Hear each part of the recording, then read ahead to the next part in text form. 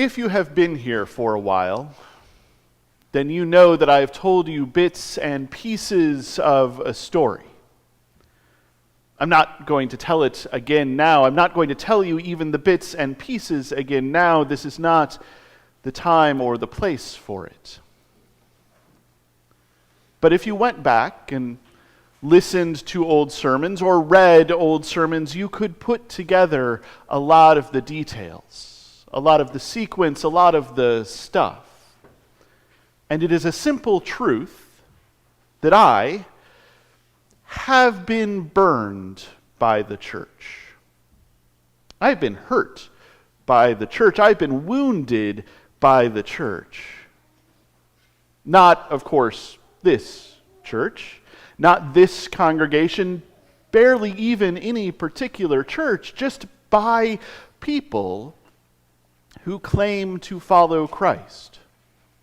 By people who claim the name Christian, by people who say we belong to Christ. And in that, I am not alone. A lot of people have been burned by the church. A lot of people have been hurt by the church. A lot of people have been wounded by the church. Probably people in this room. Probably people in this sanctuary. Some folks have been burned up close. Some folks have probably been burned by me.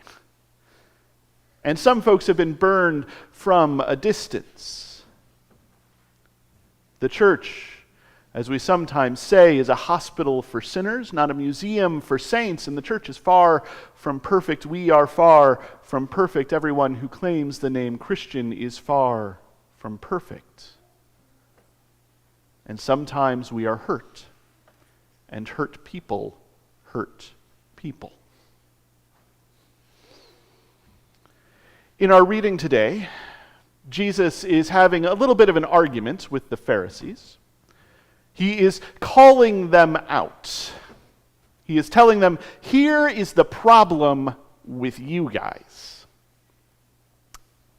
And I want to think that he is not doing this out of meanness or anger, but out of love. These are people who he knows. These are people who he debates. These are people who he argues with, and when you argue with someone for long enough, a friendship forms. And when you're friends with someone for long enough, arguments take shape. But he is telling them, here is the problem with you guys, you Pharisees, you scribes, you people who know the law. You focus on the wrong things. You pay your tithes on mint and dill and cumin. You forget about justice and mercy. You wash the outside of the cup and the outside of the plate, and they look shiny. But as soon as anybody gets close, they can see what's actually going on, and the insides are gross. You're like whitewashed tombs.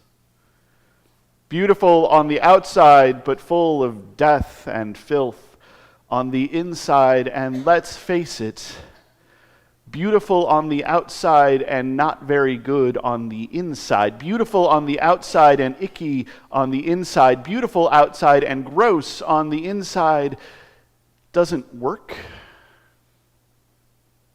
because people don't stay at a distance.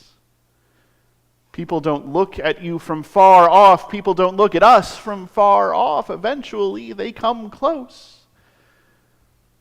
And as soon as they come close, they can see what's going on inside. I really wish that this were just a critique of the Pharisees, that this was just a critique of the scribes, that this was just an internal thing to Jesus and these folks who he knows. But obviously, this is also a critique of the church. This is a critique of Christians. This is a critique of those who claim, like us, to follow Christ. It is easy, it is so easy, to focus on the outside, on the appearance of things, on the outside of that cup, and neglect the inside. And the outside can be beautiful, and the inside can be gross. Like I said, I've been burned by the church. Like I said, many people have been burned by the church. If you want the number one criticism of the church, not this church, not any particular church, the very idea of church is that churches are full of hypocrites, of people who really work hard to look good on the outside and don't so much feel good on the inside, of buildings and communities that are beautiful from a distance. The stock photos on the website are amazing. But once you show up, it just doesn't work. The world is full of churches that proclaim love and fail to love. The world is full of churches that proclaim welcome and fail to welcome. The world is full of churches that say one thing and do another, and people are used to churches that say one thing and do another. Even to the extent that there are so many people who expect churches to say one thing and do another. Every church says it's great for kids. So many aren't. Every church says you are welcome here. So many do not make that welcome. Every church says we love you, and so many do not. We're in this sermon series called The Cup of Blessing, so I'm going to focus on this cup. I'm going to focus on this cup that Jesus talks about. You wash the outside of the cup, but the inside is not clean. The outside looks beautiful, but the inside isn't working. The outside is gorgeous. You would think that this is the most expensive cup in the world. On the inside is sour wine. That is what so many experience. That is what I have experienced. I have no doubt that for some of you, that is what you have experienced. Someplace, somehow.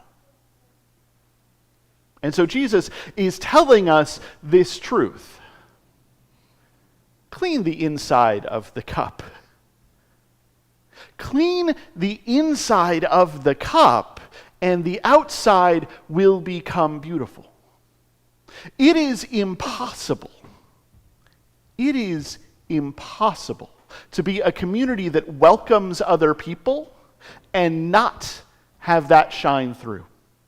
It is impossible to be a congregation that loves other people and not have that love overflow. It is impossible to follow Christ, to follow Jesus, to walk down this road that leads, yes, to a cross and to a tomb, but also to eternal life, and not have that shine through. Whatever is on the inside of the cup, whatever is cleaning it, sloshes out and gets the outside of the cup as well. And so this is the important work. Not to focus on looking good, but to focus on being good, to focus on doing good, not to focus on looking welcoming, not to just put out the banners, that say all are welcome here, not to just say at the beginning of worship, no matter who you are and no matter where you are on life's journey, you are welcome here, but to be welcoming. Not to just say we love, but to love. I need to put a caveat here. I am a strong believer in fake it till you make it.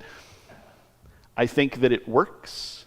I think sometimes we can pretend our way into being what we are pretending to be. If you walk around with a smile on your face, you will feel happy eventually. If you walk around saying to people, I'm glad you're here, and pretending that you are glad that they are there, eventually you'll be glad that they're there. If you do loving things, you will find love rising in your heart. But the point is not the appearance. The point is that inside thing.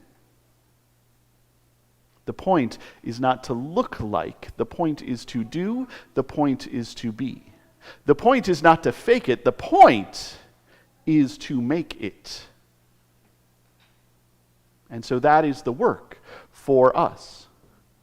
For each and every one of us. For us as a congregation. For us as a church. To take that fierce moral inventory, to take that fearless moral inventory, to look at the insides of us and find those places where we are not who we claim to be, and to clean ourselves, to fix our insides.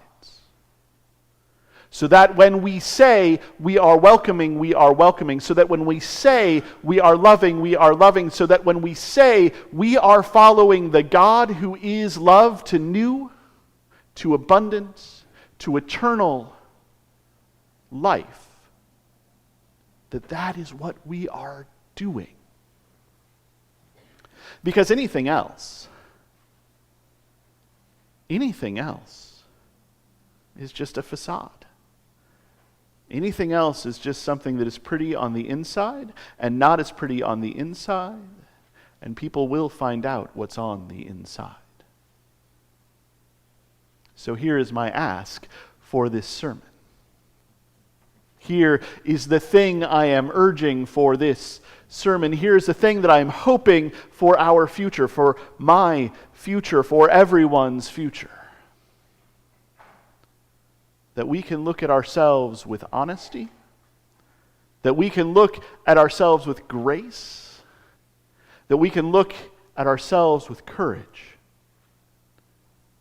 that we can ask who we are and who we want to be, and work towards actually being who we say we are. Because if we can do that, our love will shine through and people will see the truth. And folks will want a piece of that. And more beautifully, as people approach with trepidation, as people approach with caution, as people approach maybe even expecting to be let down, to be burned, to be hurt, to be wounded, they will find what they are looking for. They will find healing. They will find grace. They will find love. And what a wonderful world it will be when everyone, everywhere, no matter who they are, no matter where they are on life's journey, can find love.